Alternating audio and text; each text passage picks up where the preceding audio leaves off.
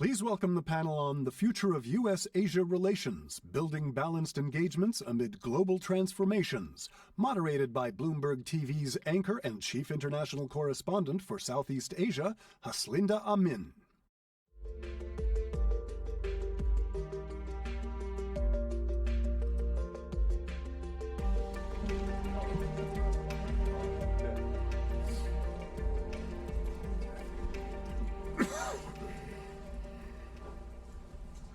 Good morning, and thank you for joining us. Asia's always looked at U.S. engagement as key to its peace and prosperity, but in recent years, U.S. actions have gravitated away from established foreign policy positions. And its neglect of Asia has led some Asian countries to perhaps move closer towards China economically. And that's forced Asia to perhaps navigate profound and uncomfortable geopolitical shifts. So as we look ahead, how might this play out? And what would form the basis for U.S.-Asia relations going forward? Well, I'm privileged to have a panel of experts in their respective fields. Please join me in welcoming Ruben Abraham, Arthur Global CEO, Parag Khanna, Future Map founder and managing partner, Frank Levine, Expert Now founder and chairman, Farah Pandit, author of How We Win, and John Park, director of Career Project, Harvard Kennedy School. Farah, gentlemen, thank you for being here. Parag, first question, I'd like to take a look at the Asia pivot. Obama talked a lot about it. Then Trump derailed it because of his America First policy. And Biden says the US is back, but he's yet to walk the talk. Correct me if I'm wrong. Was the Asia pivot dead on arrival? Have we seen an Asia pivot?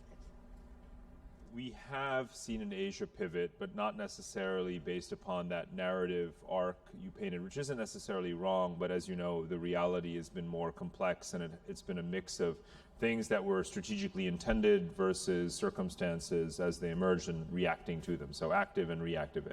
So just to complicate things a little bit or muddy the waters, as we well know, and I don't think anyone would dispute, yes, the Obama administration came out with the pivot to Asia narrative and framing and ambition, but wasn't able to get the TPP trade agreement ratified in Congress. From the Asian point of view, that was really more than half the story, because at the time, the military dimensions of it seemed less urgent.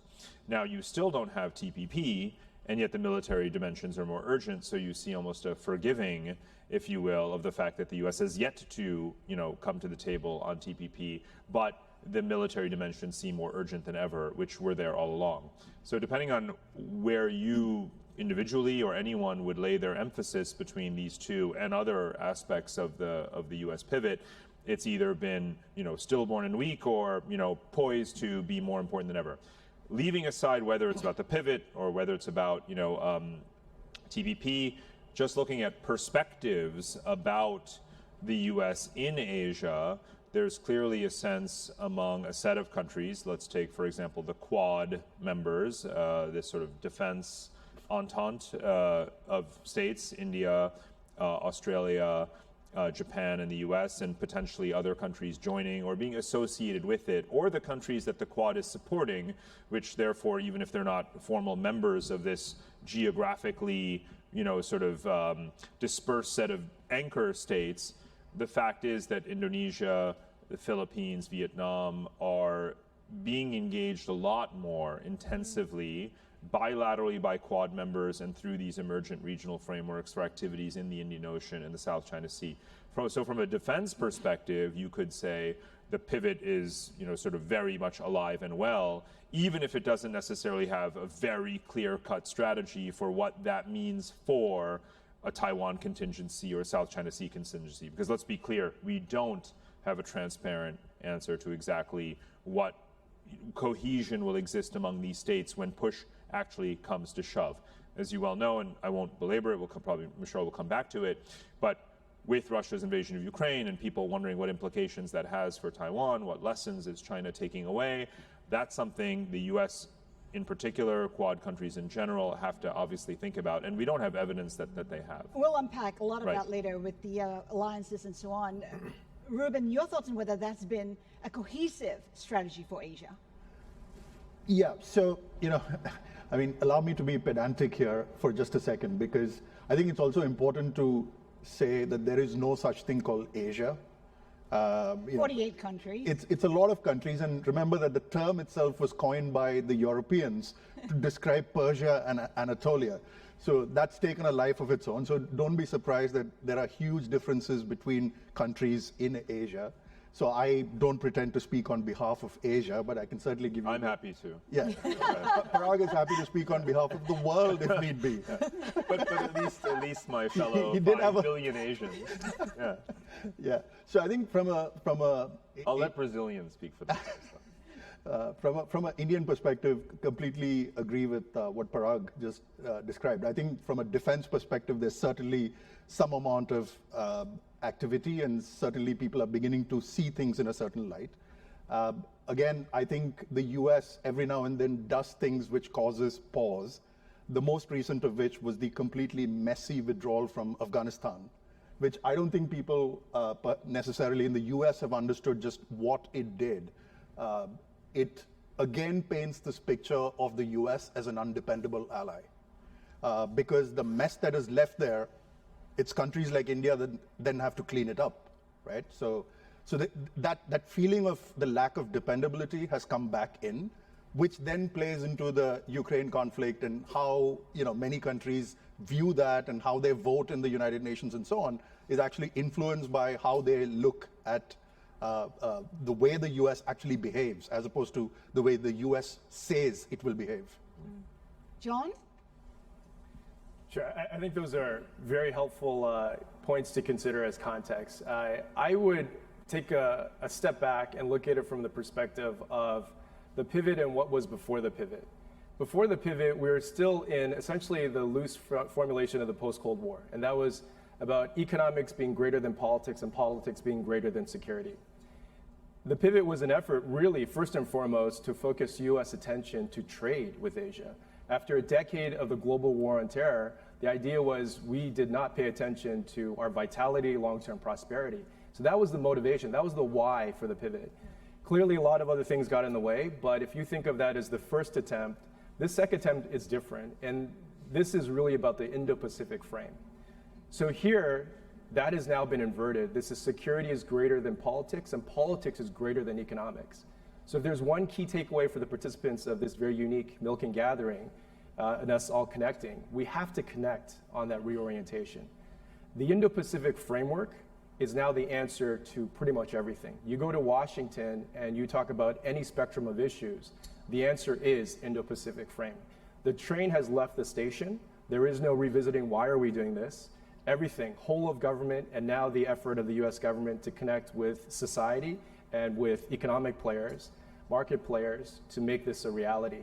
The final thing I'd mention on the pivot aspect as well, and now thinking of it as pivot in the rearview mirror, Indo-Pacific frame, there are so many different components that we are now getting more detail from the Biden administration. President Biden will be going to South Korea and Japan in 2 weeks' time. We now will be able to hear how we're going to do that. And so this is very much a work in progress in that sense, but watch this space, Indo-Pacific frame.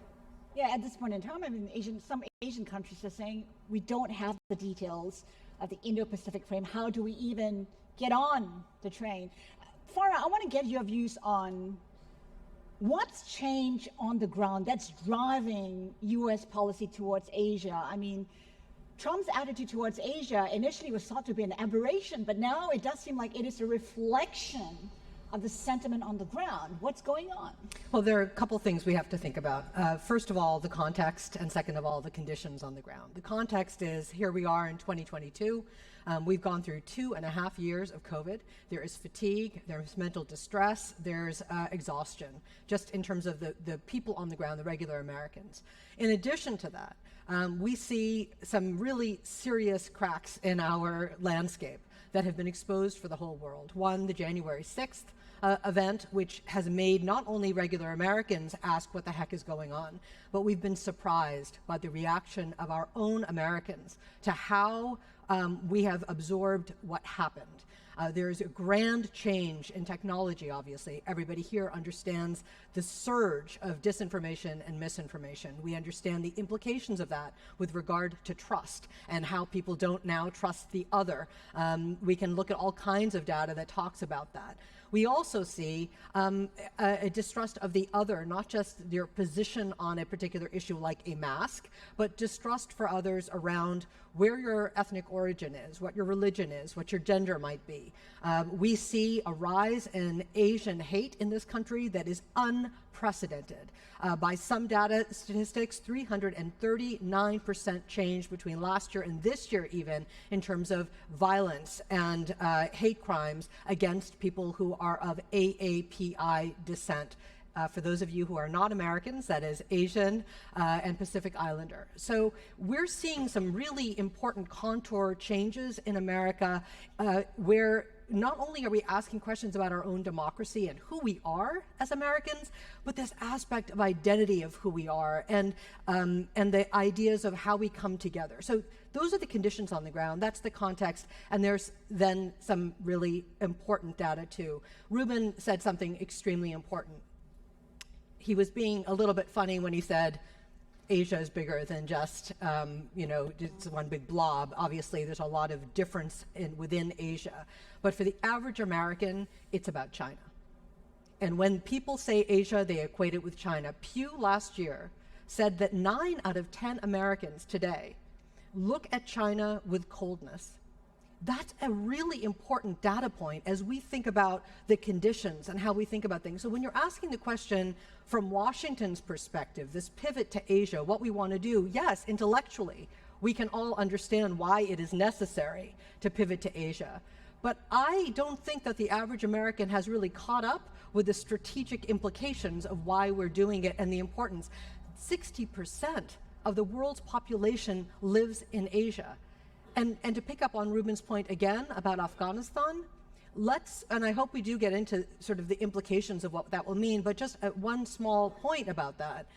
When we think about the implications of the Taliban in control of Afghanistan and the ideology that they have surging, it means that it's not going to be contained to Afghanistan. In fact, Malaysia and Indonesia, Philippines, and others are feeling the strains of that kind of radical ideology that will make a difference. So all of these things present us with some really important questions about what the future of Asia is going to be, but importantly, how Americans absorb what Asia might be and the importance to them.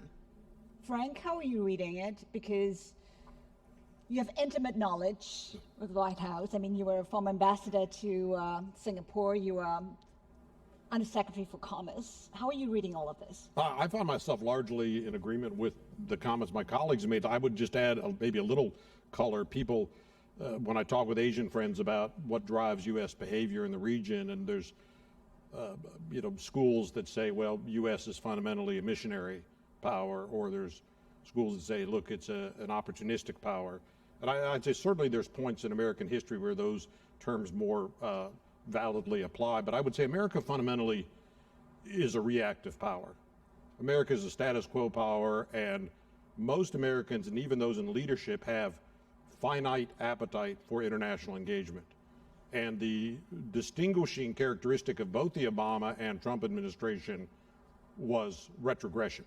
To say we're overextended, we're doing too much, it's too expensive, the costs of engagement exceed the benefit, so we're going to do less. And stylistically, of course, very different. Trump did this with enormous amount of friction. Obama did it with enormous amount of charm. But both of them said, we're trying to do less with other countries. And so it took behavior from China and other things that sort of startled America to prompt sort of this return or more constructive engagement. I think Biden personally and his team adheres more to that traditional school of U.S. foreign policy to say U.S. leadership is requisite for the United States, not just for global peace and prosperity, but for our own peace and prosperity, that we've got to find ways to connect with partners, allies, like-minded nations in Asia. But boy, it is a very thin consensus for that. And as Parag highlighted, there's very little appetite for doing anything on trade. There's just saying, look, that involves some domestic cost or domestic dislocation, even if it redounds to American prosperity. There's just no appetite for paying a price to go down that path. I'm just wondering, we talk about changing alliances, and that has a lot to do with China. In a sense, countries are realigning, de-aligning, and then countries like Singapore sitting on the fence trying to decide what do we do because we don't really want to choose sides. In a way, it is leading to a very divided Asia. What do we do with the US and China? I'm not so sure that it is as divided as we often portray it as from the outside, because when you come in with the framing that a country has to make a choice, therefore you would characterize countries as divided based upon which choice they've made, and you would create a ledger and those that take China's side or America's side. What I see most countries doing is what I call multi-alignment, right? They want to have friends in all directions, right? They want to have good relations with the US, with China, with Europe, even, of course, with Russia, let's not forget, as well. So the picture is much more complex than simply choosing sides, because I don't really believe it's a new Cold War. For it to actually be a new Cold War, you would actually have to have acceptance that that is the framework, and therefore that you must choose, other than countries that non-align.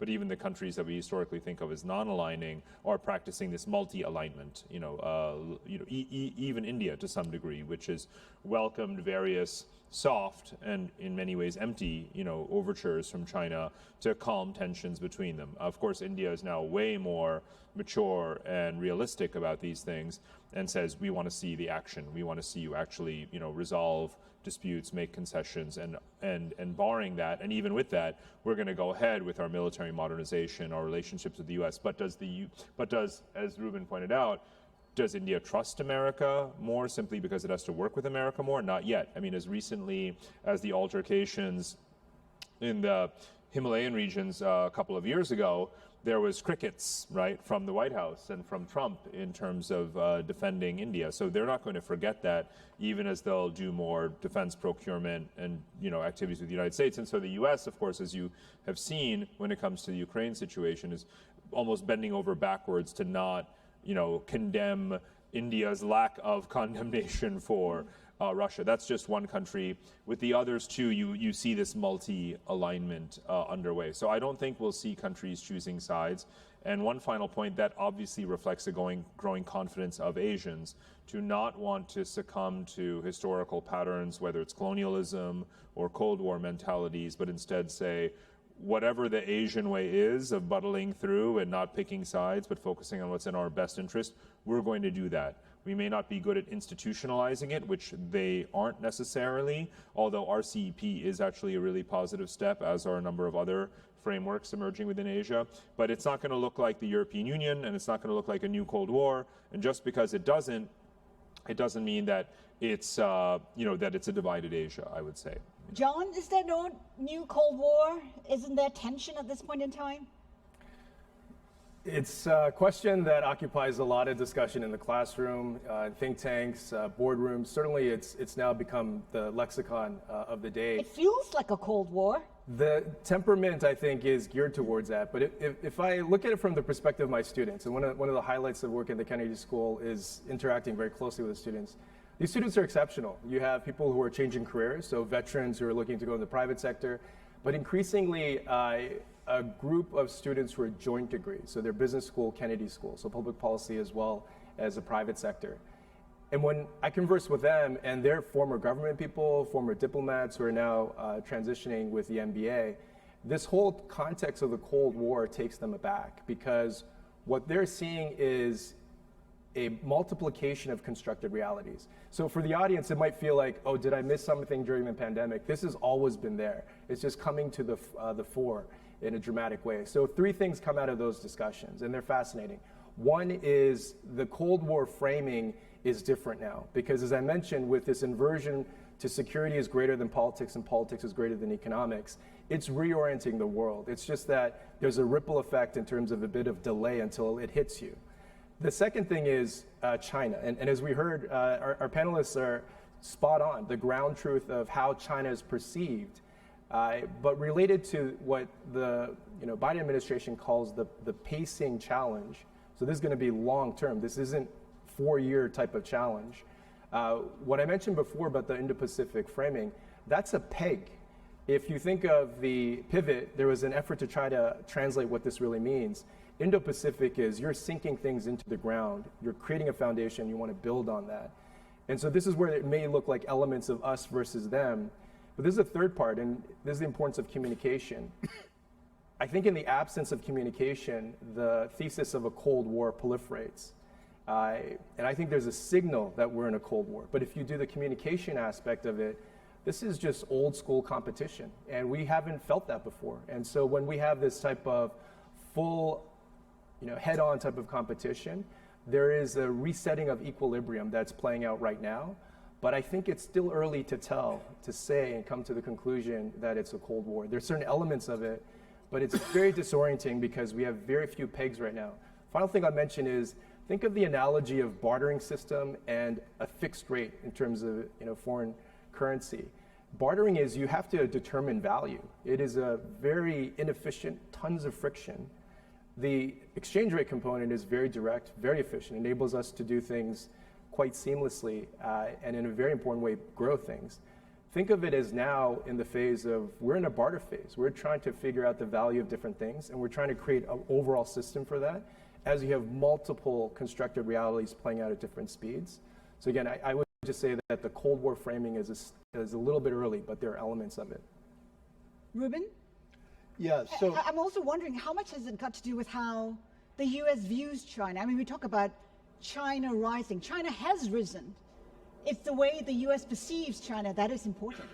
Yeah, so, so on the Cold War question, I think broadly I agree. It's not clear whether it's yet a Cold War. I think certainly from an Indian perspective, what is actually strange, and there's a great book about this called Estranged Democracies. The fact that it took China to bring India and the US together is in itself quite embarrassing, because these countries actually have shared values over time and so on and so forth. So it's unfortunate, but that's what's happening right now.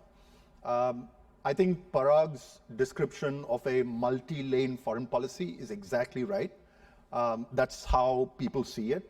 The problem is that sits at odds with this kind of Manichaean view that comes out of the West, this whole either you're with us or you're with them kind of, and especially when it's laced with hypocrisy, right? So when India, for instance, has been at the receiving end of a lot of conversation about buying oil from Russia at this time. The fact of the matter is, as the Indian foreign minister pointed out, every day by lunchtime, Europe has imported more oil from Russia than India does in a month, right? That level of hypocrisy is just untenable, and it just gets hackles up. People get annoyed, people get irritated. Instead, if you just understood, look, there are certain places where our interests overlap. There are certain places where our interests do not overlap, and so let's just create some space for each other. I think that's a more tenable situation than this, it's time for Asia to be on the right side of history. Really? I mean, and to take that kind of lesson from a European? Frank? Let me just build out on your question, Haslin.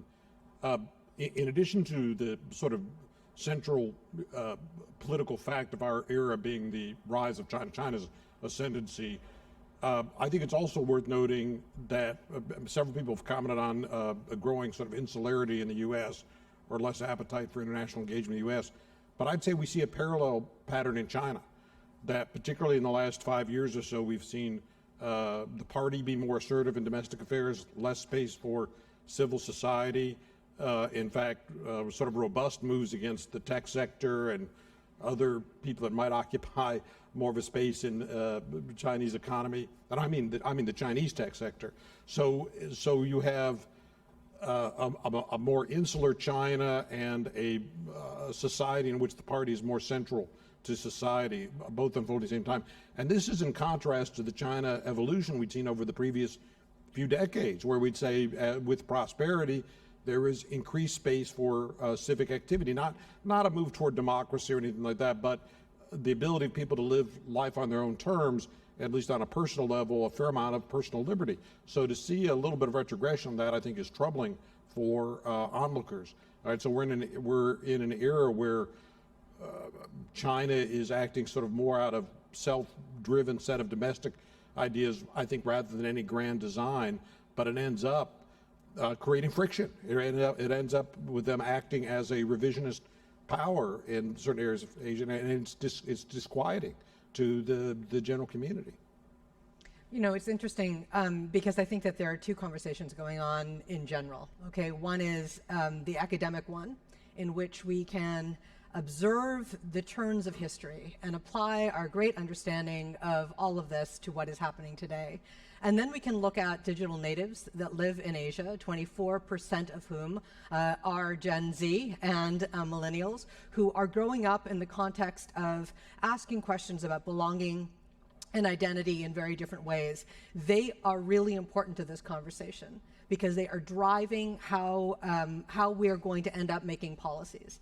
The stagnation around the opportunities for change, what needs to happen, how we integrate the many different kinds of ways in which young people are communicating on platforms as diverse as TikTok and Facebook even. Those things may sound like cultural aspects that have no bearing on some of the things that we're talking about. What John was saying about what's happening in the classroom matters. Who these young people are in terms of how they think about their future. What Ruben talked about, hypocrisy. They're looking at all of this in real time. We are not in a place where they're going to wait 20 years, look back at a history book and understand what happened. They're living it, they're observing it. When we look at, and I'm not making a parallel to what's happening in Asia with what happened with the Arab Spring, but I just want to say this one thing.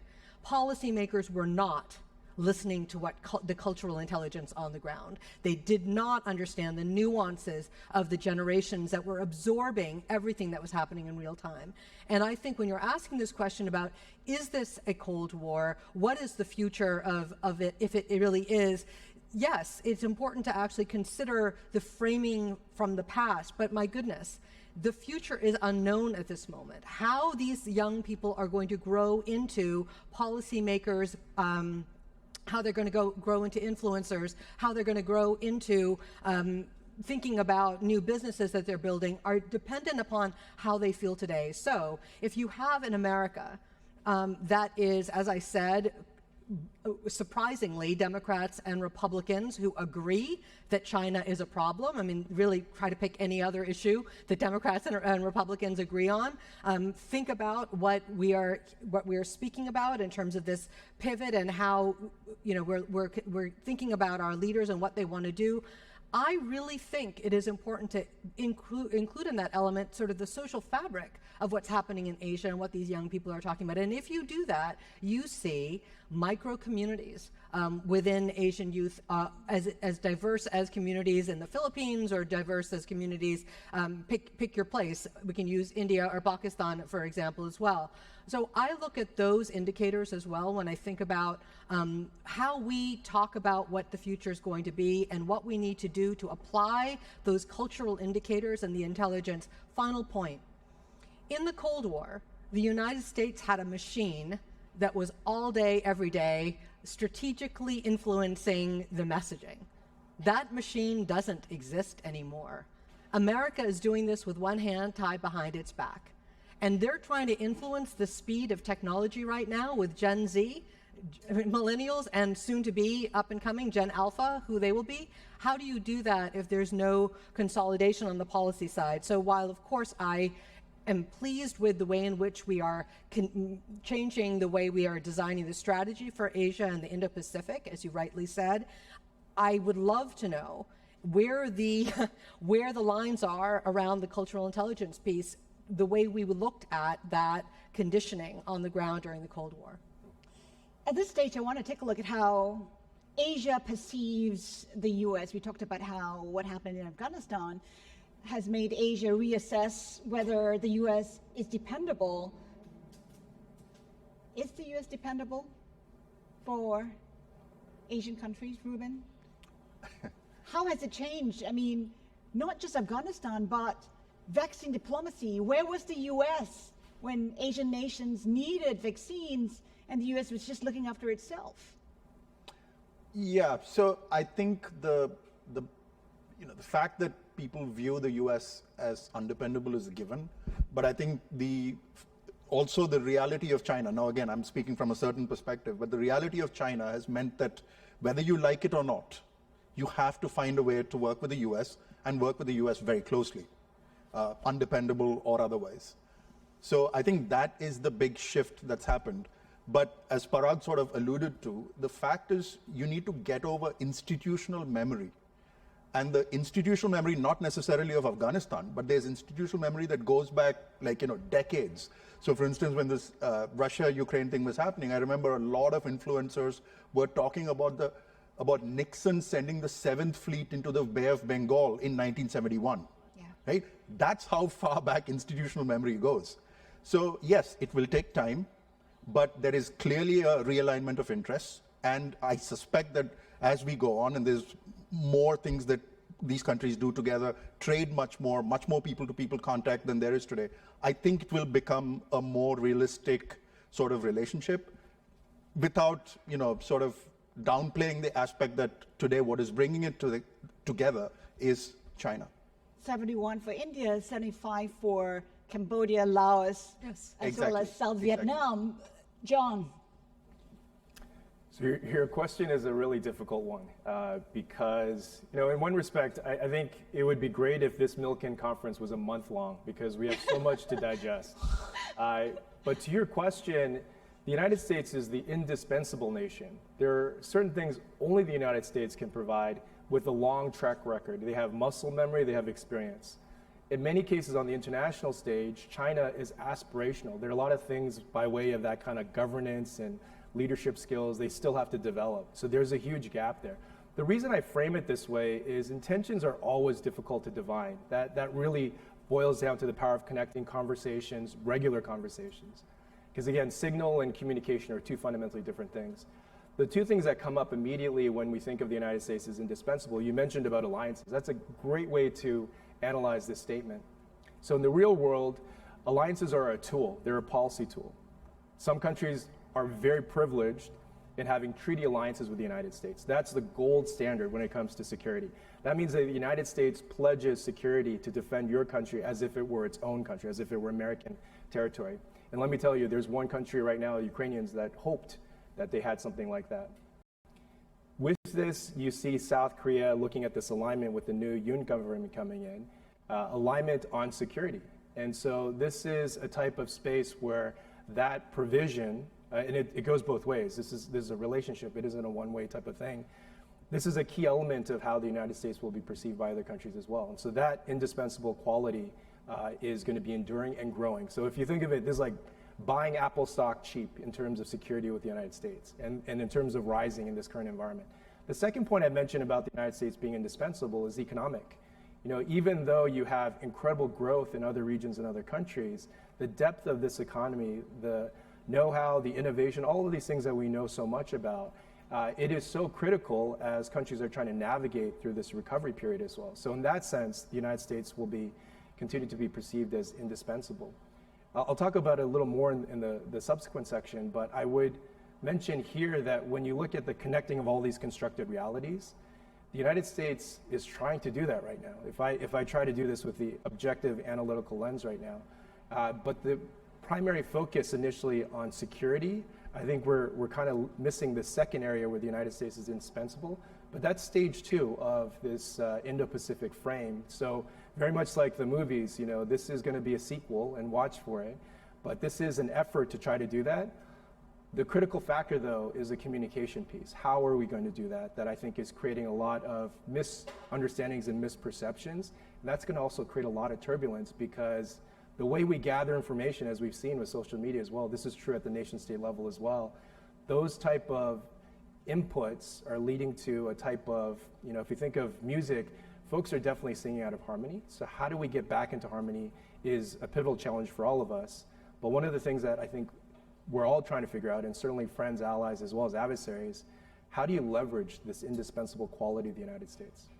Can I just add something? Sorry, at the operational level, what John is saying is really important, because the Indo-Pacific strategy, even if there isn't a conductor of the orchestra, there's some really important things happening, like around supply chain shifts and resiliency, right? So building the technical cooperation at the firm level, at the industry level, in pharmaceuticals, just ask Ruben about it, in automobile parts and certain clusters of manufacturing. Now with semiconductors at a very, very, obviously technically intensive level, there is a clear process underway. And it's stuff that's doesn't really necessarily make headline news because it's a bit complicated, but it's absolutely happening. And I applaud everyone who's worked in the U.S. administration before, past, present, future, that establishes those bureaucratic networks, whether it's ambassadors or Commerce Department or obviously State Department, DoD,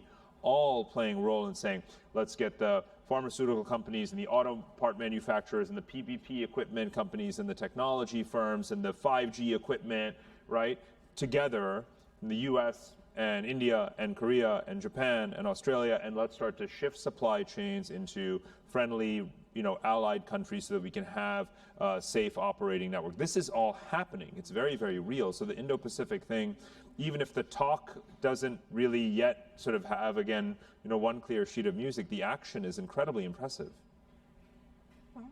Well, I agree with Parag, but I also would say that this design, in terms of what the strategy needs to be, that logistical operational component, shame on us if we hadn't gotten it right. I mean, after all this time and all this investment and all the alliances and partnerships and coalitions that we have built.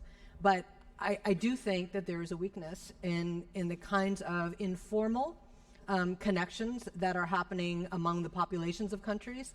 I think civil society is unbelievably important to this conversation, and I don't see that kind of robust connectivity that should in fact exist for us to actually be able to surge.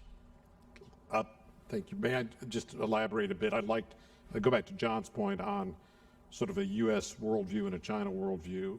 And there's just something that history teaches us that I think gives us very different state behavior today. And for American practitioners, I think it's embedded, it's in the DNA that the two triumphs of U.S. foreign policy, the Cold War and the Second World War, were done through United States leadership and coalitions. And this is part of then U.S. diplomatic practice, that you have a safer, better world through U.S. leadership and through coalitions. China, with almost no exceptions, has never been part of an international coalition. Their history is very different. Their history is as a standalone entity that occasionally was able to dominate its neighbors or occasionally was a victim of other people, colonialist or conflict. So for the Chinese, I think the singular lesson is strength matters. If you are stronger than your neighbors, you are at peace. And if they are stronger than you, watch out. So there is no international system per se. There's only your own wherewithal. And so no surprise, they behave consistent with their history. No surprise, U.S. behaves consistent with its history. But that does mean, I don't think it means there's a clash. I don't think it means there's a Cold War. But boy, there's certainly a different approach to the region. And for China to participate successfully in an international system is very much at odds with several thousand years of Chinese history. The thing is, it's not lost in China what the U.S. is trying to do. It's not lost in China how Asia's, I guess, redefining its relationship with the U.S. How will that play out, John? So right now, a mean, phrase. there's Belt and Road. Sure. I think the phrase that comes to mind is that we're in a hyper-competitive marketplace of ideas. And so, before there was really only the U.S. model that was on offer. And think about what was on the table.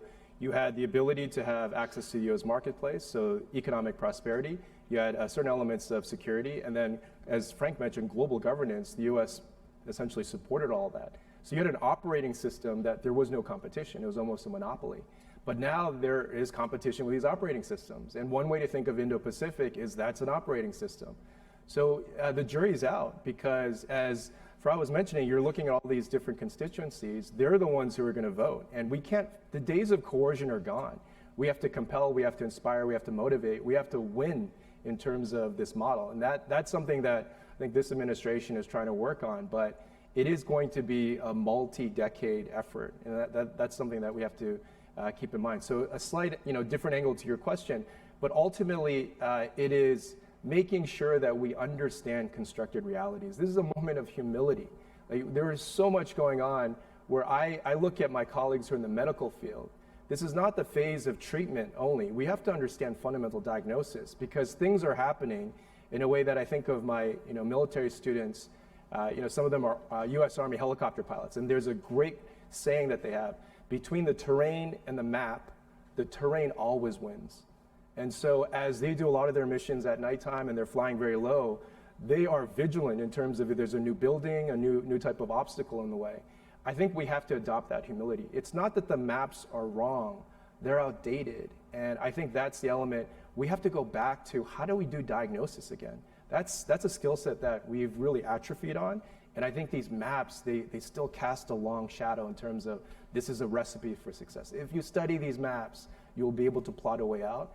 Cartography is another humbling way to think of it. And the final thing I mentioned is that if you look at cartographers of old and the ones who are truly innovative and the ones who truly wrote and drew the maps that were accurate, they were explorers. They went to the far edges and they engaged with locals and all those things, and they translated into an update map. So cartography and diagnosis, but the big emphasis on diagnosis. I just want to say, this idea of soft power is essential. We're evoking Joseph Nye, obviously, but really, China has studied in this field far better than we have.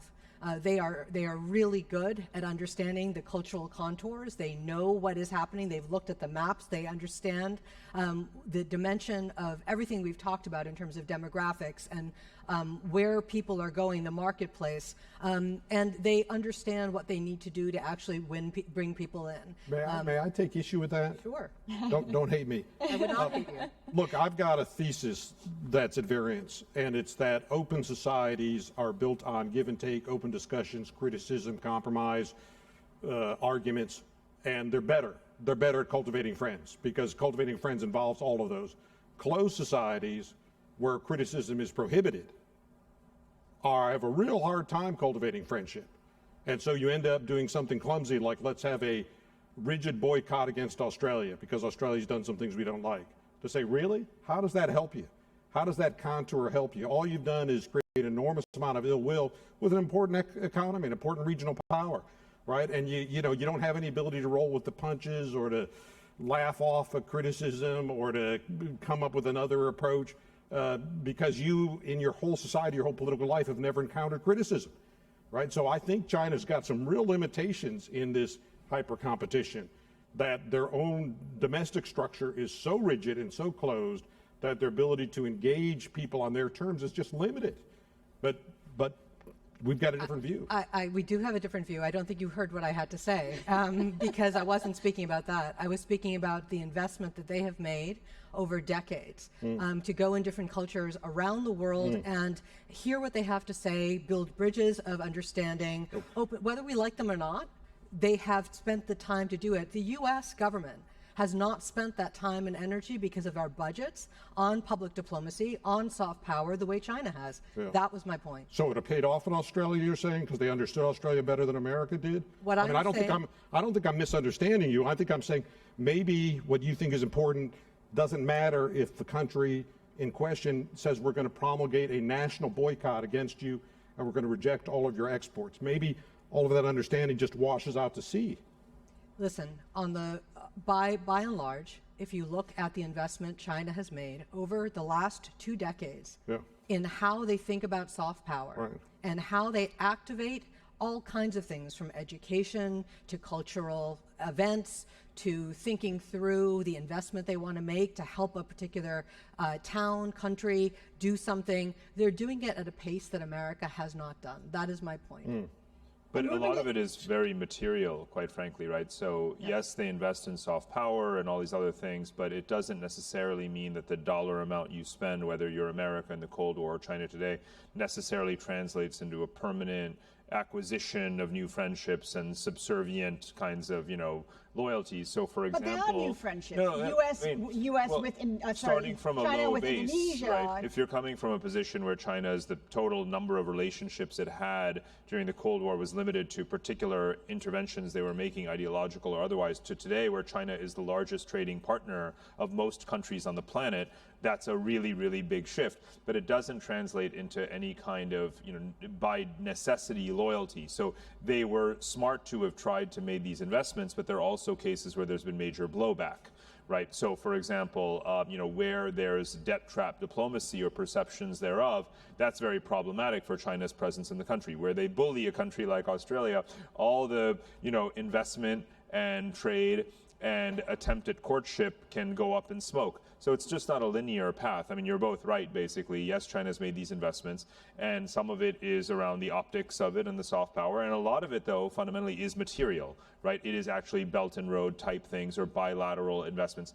And so the way you, quote unquote, win friends and influence people is partially, yes, it's wrapped in a veneer of friendship and so forth and partnership and all of that, but it's also about how much money did you put in this country, fixed investment. There's the best form of soft power is ultimately stronger material bonds, and that's actually what they've been pursuing. But it can also go too far. They can warm out their welcome, and that's certainly what's happening as well in quite a few places. Linda, can I just jump in quickly? I just wanted to put a frame on this really important discussion, because if you put it in a comparative lens, and for me, I'm drawing on previous investment banking days, different identities that I had working at a U.S. government think tank, and now as an academic. Those three identities, we're doing a lot on economic statecraft and looking at it from those three perspectives. The number one finding is, if you look at it the comparative lens here, the United States practices economic statecraft with the rule of law. If you look at sanctions, and this is a huge playbook. This, I would argue, is the point, the tip of the spear when it comes to U.S. national security. It's not the Pentagon, it's the Treasury Department right now. And everyone in this room is affected by that. If you look at it from that lens, economic statecraft there, it's the extraterritorial application of U.S. laws. That's essentially what sanctions are. The Chinese practice of it is different. I think it's more akin to economic disciplining. So there isn't a formal restructuring of legal architecture or agreements. You're just cut off from the Chinese marketplace. When you modify your behavior, you're allowed back, and usually that's done very quietly. So in the case of Australia, we have Australia, South Korea, Vietnam, Philippines. There's a long list of countries, so the data is growing. The practices are very eerily similar. One is, it's a very subtle kind of getting back access to the Chinese marketplace. In the case of Australia, they are very lucky in the sense that there's a gray swan event. China had a massive energy crisis, and it was a part of trying to clean up the environment, shutting down their own domestic coal mines. Suddenly, Australian coal was vitally important. So they found side weights to almost gray areas, bring it back in. That's a function of policy on the Chinese side. It wasn't a black swan event. So if you look at it from the economic disciplining component of it, that's one of the major obstacles and challenges to this Indo-Pacific frame. So if you think it from that lens, it's not easily addressed. So that, to me, is one of the things that we as a global community have to think about. Economic disciplining is highly effective, and I'm speaking objectively here. And it's something that if you want to address it, it's not one or two or four countries. It's an international consensus that we have to build towards, because the part and parcel of the positives and the negatives of China doing more in the international stage, that's clearly one thing that we're going to have to deal with in quick. Yeah, so though they were disagreeing, I happen to agree with both Frank and with Farah, because I think there's one thing that China understands about post-colonial societies: humiliation. And why humiliation matters. So if you ask Africans, for instance, why they prefer Chinese investment, almost always the answer is it comes minus the lectures, right? That's one of the key things that they point out. But to Frank's larger point, the thing is, unfortunately, that's just one part of a toolkit. And so as you engage with China over time, a lot of them have discovered what Parag was saying, which is you run into debt traps. You just have to look at, again, I don't think anyone at this conference is talking about Sri Lanka, but it's a really good example of what happens when you follow voodoo economics, what's happening in Sri Lanka. So I think, the downside of it is slowly becoming apparent. In Sri Lanka, in Mombasa, there's multiple places where this is beginning to become clear. So I think, in the long term, I think Frank's point is valid, But I think there are certain things that the Chinese understand that I don't think the West necessarily gets. Okay, a couple of questions here from the floor. To John's point, specific units in the U.S. military are constantly studying terrain of allied, non-allied countries while building their own socio-economic maps. How do we leverage that insight in the business market? So this dominant focus on the security, Parag mentioned it in a very clear and explicit fashion. It's the national security-driven supply chains, and we're talking high-tech here, microchips.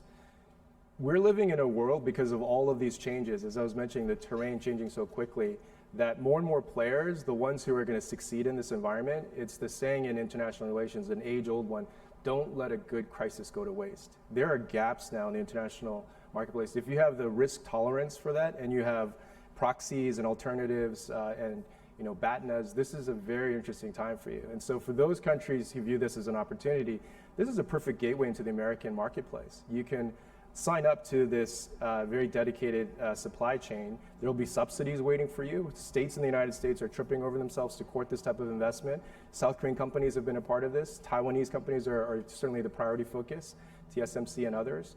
So that's one, I think, strategy for it. But it boils down to, with a lot of humility, rereading geoeconomics and geopolitics in a way that you can't do it in a fragmented choose and pick and play.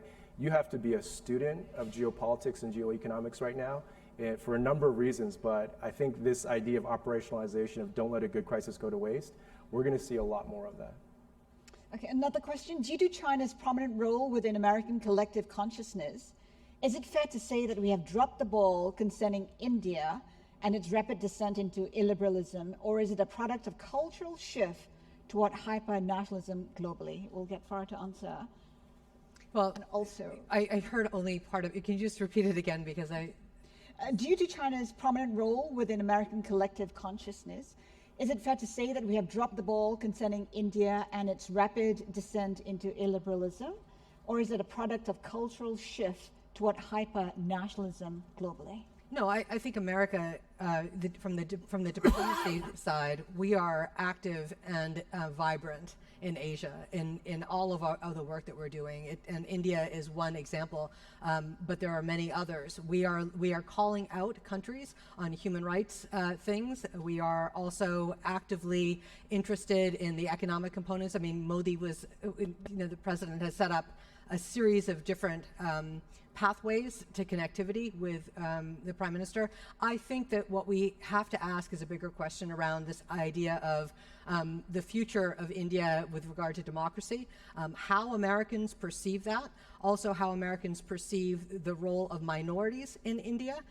As we do, America's having that conversation about human rights in China as well. So I think it's tied together. I don't think we've forgone one country over another. I think perception in terms of what's being covered in the press may be that way, but I know for a fact that our diplomatic work in all parts of Asia is vibrant. May I just challenge the premise of that question? I would say India plays a more limited role in international affairs and with relation to the U.S. primarily because of decisions India has made, not because of decisions America's made. That's right. But India decided, so India's economy is about 1/3 the size of China's. That's India's decision. India said it's going to lag and move to market economics. India's trade with the U.S. is about 1/5 that of China. That's India's decision. India said we want protectionism, we want industrial policy, we want economic inefficiencies, right? So it wasn't a U.S. policy that they should have less trade and less economic growth. These were generated internally from India. Very good point. Yeah, so I think I agree with Frank entirely. A lot of these are self-goals by India itself. I think to the larger question, look, I think there is a general conflation of liberal democracy with democracy. And I think certainly in the West, there's an assumption that democracy equals liberal democracy. Not the case. I mean, electoral democracy is a different animal. Similarly, again, there's an assumption that legitimacy flows only out of democracy. No, there's multiple sources of legitimacy, right? So this complexity is what we need to appreciate. But yeah, I think it's a fair thing to say that India is definitely getting more illiberal, with the caveat that frankly, I just don't know if this is increased reportage of cases because there's just much more coverage and so on, or is there a genuine rise in cases? I can't tell the difference, but certainly I can go back in history to cases of, for instance, violence against minorities, which was just not known, right?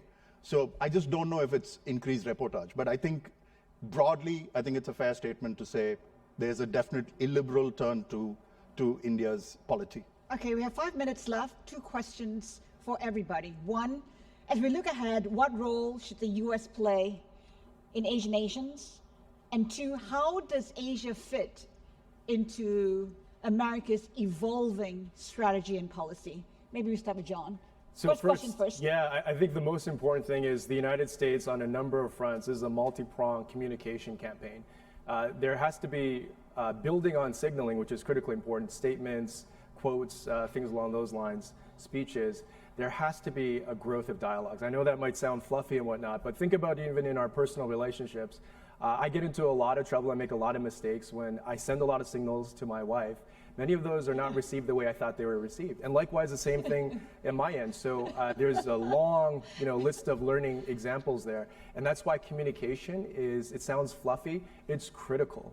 And so related to that, the United States, in terms of these dialogues, it has muscle memory. It's a question of which one are they going to select and build upon rather than launching for the first time.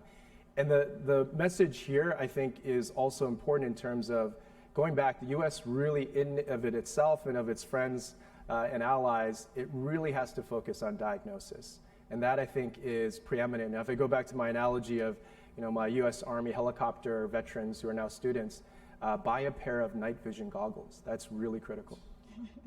This issue of forecasting is really, really important. I would say 2 things.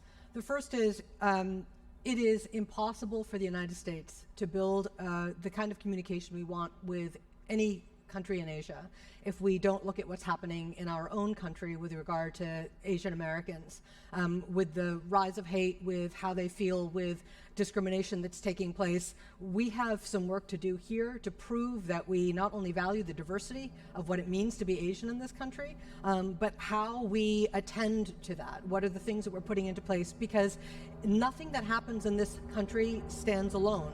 Everybody in Asia is looking at the change that's happened in America and scratching their heads. What you began the conversation about saying, what has changed? Something dramatic has changed with people of Asian origin in this nation. Our country has never been perfect with regard to how we have treated Asians, of course, but things have gotten worse. So that is an important dimension.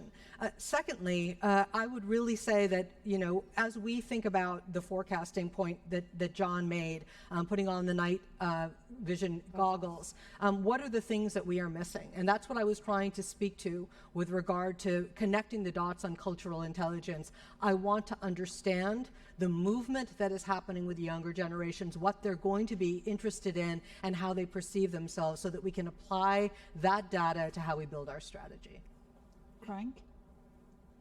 I would say that state behavior in some respects is not that different than social behavior, and John used the analogy of a marriage, meaning if you want friends, if you want positive collaborative relations, you have to be worthy of friendship. You have to act in a way that allows the other party to be friends with you. And many of the ideas up here, much of the discussion, I think, touched on these points indirectly. But being dependable is a great way to behave. Being collaborative, respecting give and take, rule of law. And I think all affairs point to, see, I do like you. I do like all affairs point to saying, look, there's got to be respect. Ruben talked on this as well. You've got to be a good listener. You've got to be able to discuss the other person's issues with as much intensity and spiritedness as you hope they discuss your issues.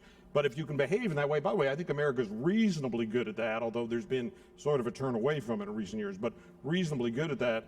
But if you can behave that way, you are worthy of friendship, and you are going to be able to communicate with and work with countries as you hope. The reason we talk about Asia so much, I think, is primarily because those European relationships are so mature, so institutionalized, so much familiarity, so well defined, that we don't have just invest a lot to it, but the Asian relationships are new.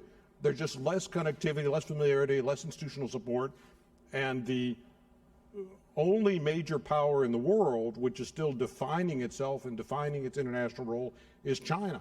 But France isn't defining itself, Britain isn't defining itself, even Japan's not defining itself. The only major power which is still going through this definitional process about what does it expect from the world and how is the world supposed to treat it is China. So no surprise that it drives an enormous portion of the international debate and discussion. Parag. Great points. I think we're maturing out of viewing Asia in terms of what role model we provide for them, how should they view us, and towards appreciating that they are as egotistical or sort of concerned with their own priorities as any other country or region is and should be. So they don't care if Biden or Trump is president. They don't care, who wins the next election, whatever the case may be. They want to know, what are you doing for us, right? Did you sign TPP or not sign TPP? Are you providing us those emergency credit lines via the IMF when we're in trouble with rising fiscal stress because of COVID or not? Are you investing in our technology sector or not? Are you providing us the military hardware we asked for or not? Right? Are you the swing producer of oil when supply is tight or not? So let's be super nuts and bolts and material, I would say, about these things rather than ideational. And then we'll get to some really concrete strategies that will genuinely win over Asians in the long term. Yeah, very difficult to add anything to this, but besides the point that I made earlier, which is, there will be convergence of interest, there will be divergence of interest, respect that, lower the hypocrisy. But I think the most important thing to remember is a lot of Asian countries are old civilizations, but young nations. So a lot of the prickliness and so on that you see is actually the lack of maturity in these countries. So the United States as a 250-year-old democracy, or European countries, should actually play that role of, it's okay. These are younger countries, they're trying to find their feet in the world, and not confuse it with the fact that because they're civilizationally very old, doesn't mean that they necessarily are mature and know their place in the world just yet. Passionate, insightful, candid. On that note, thank you very much, gentlemen, and Farah. Thank you. And thank you for joining us.